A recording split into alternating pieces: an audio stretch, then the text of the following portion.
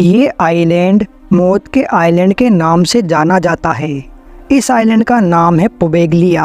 इस आइलैंड का इतिहास बहुत ही भयानक है। सालों पहले जब इटली में प्लेग नाम की भयंकर महामारी फैली तो उस दौरान जो लोग मरने की कगार पर थे या मरने वाले थे उन्हें इस आइलैंड पर क्वारंटाइन करके रखा जाता। लेकिन एक समय ऐसा आया कि इस आइलैंड पर रोगियों की तादाद इतनी ज़्यादा बढ़ गई कि जिन लोगों की ठीक होने की कोई संभावना नहीं थी उन्हें इस आइलैंड पर जिंदा ही जला दिया गया, जिनकी संख्या तकरीबन 1,60,000 के आसपास थी। साथ ही उस बीमारी से जिसकी भी मौत हुई उनकी लाशों को भी इसी आइलैंड पर दफना दिया गया, जिसके बाद उन लोगों की आत्माएं आज भी इस आइलैंड पर भटकती रहती है। इसके बाद से ही ये आइलैंड हॉन्टेड माने जाने लगा और 1922 में इस आइलैंड पर एक मेंटल हॉस्पिटल भी बनाया गया। लेकिन इसके बाद इस हॉस्पिटल के स्टाफ और डॉक्टर्स की रहस्यमय तरीके से मौत होने लगी। साथ ही इस हॉस्पिटल के डॉक्टर्स से लेकर नर्सों और मरीजों तक को यहाँ कई अजीबोगरीब साये दिखने लगे, जिसके बाद इस हॉस्पिटल को बंद कर दिया गया और फिर सरकार ने भी इस आइलैंड पर जाने पर रोक लगा दी।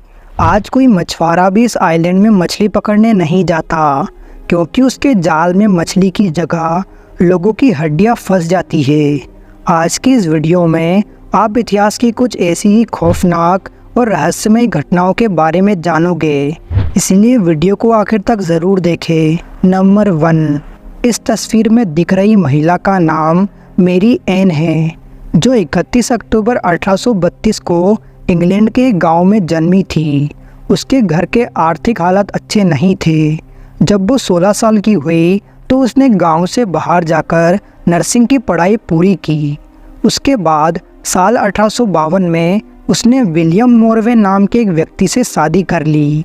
शादी के बाद मेरी डरहम शहर में रहने लगी। इनके अब 4 बच्चे हो चुके थे, लेकिन इसके बच्चे एक एक कर मरने लगे। मेरी के बच्चे पेट की बीमारी की वजह से मारे गए। इसके 4 बच्चों के मरने के बाद इसने अपने पति विलियम मोरवे को लाइफ इंश्योरेंस पॉलिसी खरीदने का सुझाव दिया, जिसे इसके पति ने मान लिया। अगले कुछ सालों में इसके यहाँ और 5 बच्चे पैदा हुए, लेकिन एक बेटी को छोड़कर इसके सभी 4 बच्चे पेट की बीमारी से मारे गए।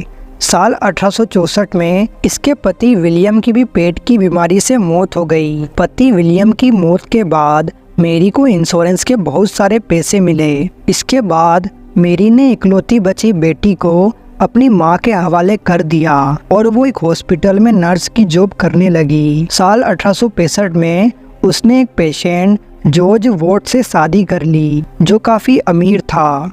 अभी इसकी शादी को कुछ दिन ही गुजरे थे कि इसकी इकलौती बची बेटी भी पेट की बीमारी से मर गई।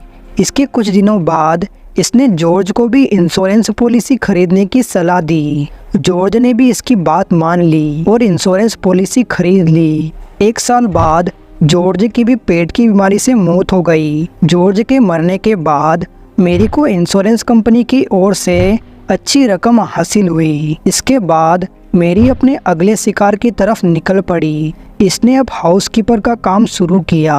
वो जेम्स रॉबिन्सन नाम के एक आदमी के घर पर काम करने लगी। जेम्स की वाइफ की मृत्यु हो चुकी थी।